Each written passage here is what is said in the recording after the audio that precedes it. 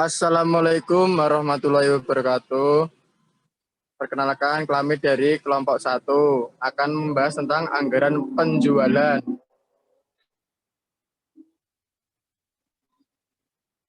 Dari kelompok 1 ini kami beranggotakan yaitu yang pertama adalah Mega Cahyono Putra, lalu Laudri Fadwi Prasetyo, lalu Dimas Baharudin, lalu Medi Handika, lalu Prima Luhur Pambudi, lalu Mufarid Al-Kafi, lalu Ferdi Setiawan, lalu Maulana Rifki Pratama, lalu Muhammad Fahrezi Putranto, dan yang terakhir adalah Muhammad Nur Samsudin.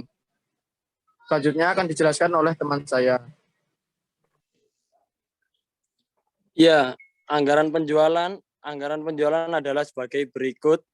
Anggaran penjualan adalah anggaran yang merencanakan secara lebih terperinci tentang penjualan perusahaan selama periode yang akan datang, yang di dalamnya meliputi rencana tentang jenis, kualitas, jumlah, kuantitas, harga barang yang akan dijual, waktu penjualan, serta tempat daerah penjualannya.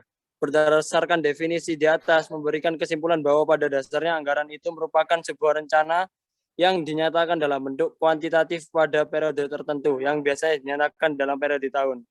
Poin kedua, tujuan penyusunan anggaran penjualan adalah untuk merencanakan setepat mungkin tingkat penjualan yang pada periode yang akan datang, dengan memperhatikan data yang merupakan pencerminan kejadian perusahaan yang dialami pada masa lalu, khususnya di bidang penjualan. Selanjutnya akan diteruskan dengan teman saya.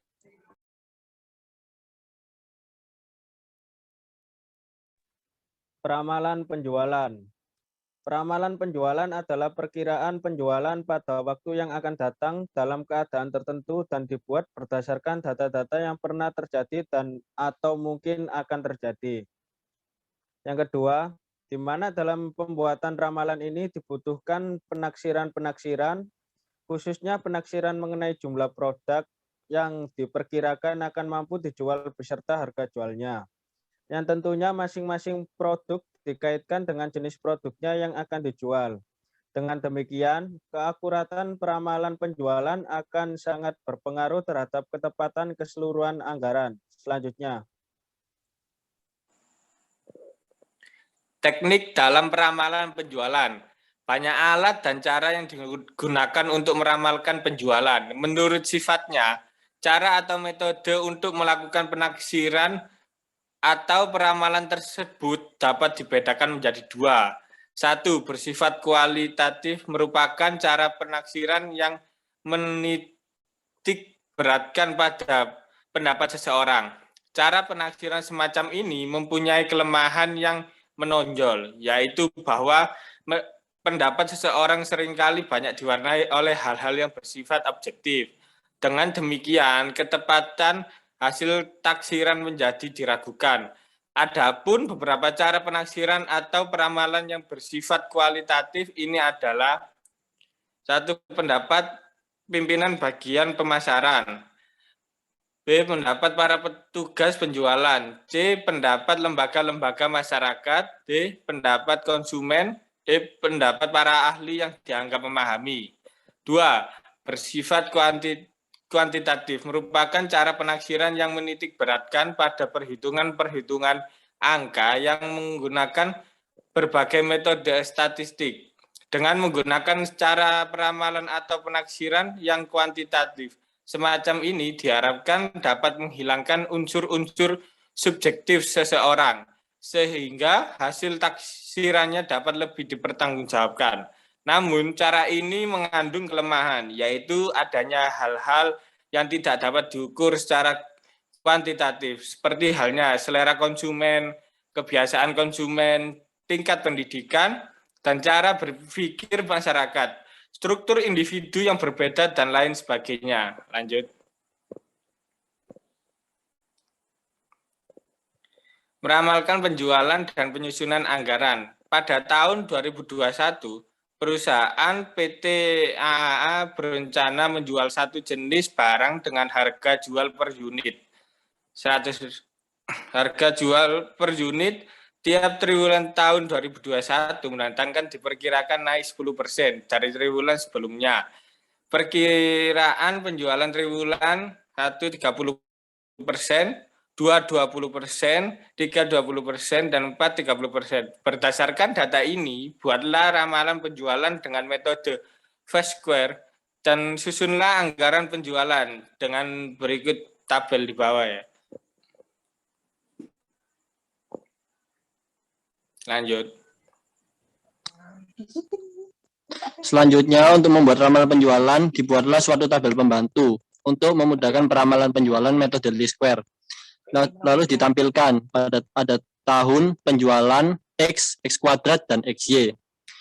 Untuk X kuadrat adalah hasil kuadrat dari X, lalu XY adalah penjumlahan dari tabel X dan juga tabel Y. X kuadrat didapat total 20, lalu XY dengan total min 1.700. Lanjut. Untuk ramalan penjualan memiliki fungsi dasar sebagai berikut, yaitu Y sama dengan A plus BX, di mana A sama dengan sigma Y dibagi N, dan B adalah sigma XY dibagi sigma X kuadrat. Untuk mencari A, yaitu sudah diketahui bahwa sigma Y adalah 16.100, lalu dibagi N, yaitu 4. Hasilnya adalah 4.025 unit.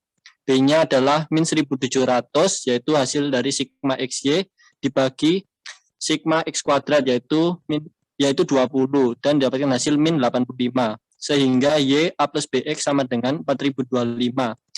Dimasukkan angkanya min 85 X5. Dapat hasil 3.600. Jadi ramalan penjualan selama tahun 2021 adalah 3.600 unit. Lanjut. Penyusunan anggaran penjualan 2021. Anggaran penjualan. Perkiraan penjualan triwulan pertama 30% dikalikan 3.600 dikalikan Rp 110. Hasilnya 118.800. Perkiraan penjualan triwulan kedua 20% dikalikan 3.600 dikalikan Rp 110. Hasilnya 79.200.